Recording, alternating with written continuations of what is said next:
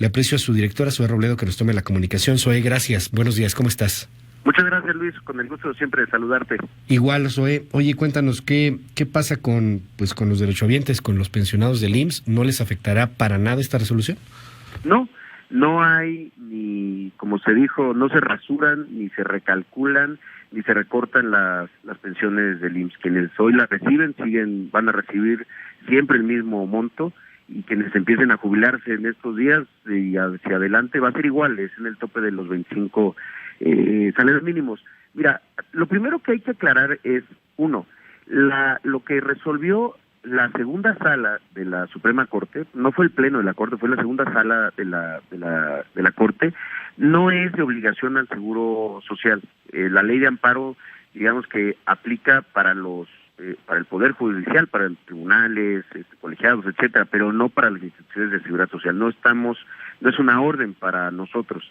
En ese sentido, lo que va a seguir ocurriendo, como ha ocurrido, es que las personas están en este régimen de transición, es decir, que trabajaron antes de la ley de 97 y semanas también cosas después de la ley, se les va a seguir calculando el tope para aquellos que estuvieran en esa situación de 25 salarios mínimos, no de 10 como lo está estableciendo esta reiteración de tesis.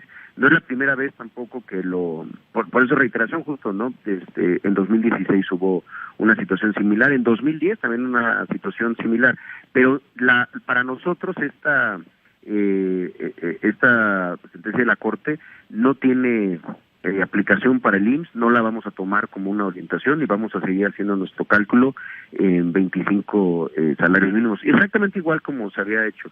Y creo que la mayor aclaración que hay, y que creo que fue muy oportuna, fue la que hizo el presidente de la Corte, el ministro Saldívar, que ayer, junto con el boletín que se publicó, señalaba en un tuit que importante conocer qué resolvió realmente la segunda sala. No se altera el régimen de pensiones, se respeta la decisión de los trabajadores, ni modifica políticas públicas del Seguro Social en esta materia.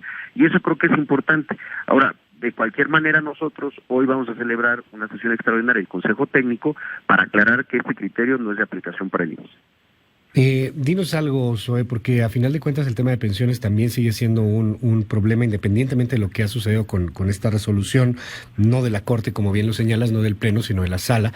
Y llama mucho la atención porque pues es un asunto que está ahí pendiente, es una carga que bueno, pues se tiene en el erario y que tendrá que resolverse, dado también que hay una población pues que está envejeciendo, que tiene que tener a mayor cantidad de jóvenes para pues poder mantener también este tipo de pensiones. Es un asunto muy complejo. ¿Cómo lo están viendo en el IMSS, más allá de esto que detonó en estos momentos, insisto, por la nota de la resolución judicial? ¿Cómo ven a futuro, por ejemplo, el tema de pensiones? Dice, por ejemplo, Ricardo Monreal, que es un asunto urgente a resolver. Sí, claro, y justamente hace unos días el presidente López Obrador lo comentó en la conferencia mañanera y en otros espacios, en el sentido de que si bien las primeras generaciones de Afore Pura empezarán ya a partir de 2023, 24 y hacia adelante a llegar a la edad de su jubilación, y que durante muchos años el tema se fue como que pateando y que resolviera el siguiente.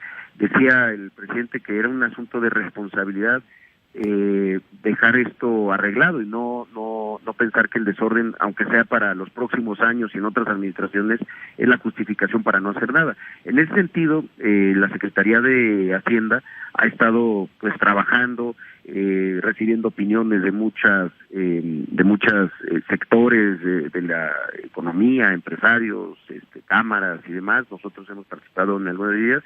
Ahí es donde está el liderazgo en Hacienda para encontrar un planteamiento en el régimen y en el tema de las pensiones. Hace unos meses, ahí en la MAFOR, en la convención anual, justamente pues el presidente ante la posibilidad del dicho de que una solución podía ser el tema de incrementar en los años de jubilación, dijo pues que no, ese no es el camino. Y es cierto, no es el único camino. No siempre tiene que ser a costa del trabajador, y creemos que nosotros debemos ser garantistas de los derechos.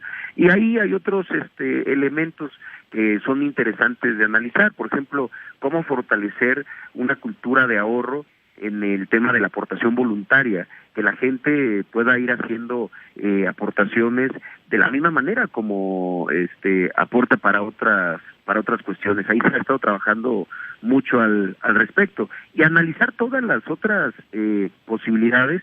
Va a ser un trabajo y un esfuerzo colectivo, colaborativo, que estamos seguros pronto tendrá las primeras luces de hacia dónde caminar. Sí creemos que hay unas condiciones en nuestro país. El hecho de que hoy tengamos, como lo recomendaban, por cierto, muchos organismos internacionales, una base con las pensiones universales, el programa de adultos mayores, que esta famosa pensión no contributiva, digamos, pero lo que significa que hoy todos los adultos mayores tengan una pensión independientemente de si son pensionados del IMSS o del ISSSTE, es la base que se recomienda siempre. Es lo que no tuvieron en otros países y que se convirtieron en conflictos sociales. Pero creo que es un tema que se debe de analizar con toda la responsabilidad.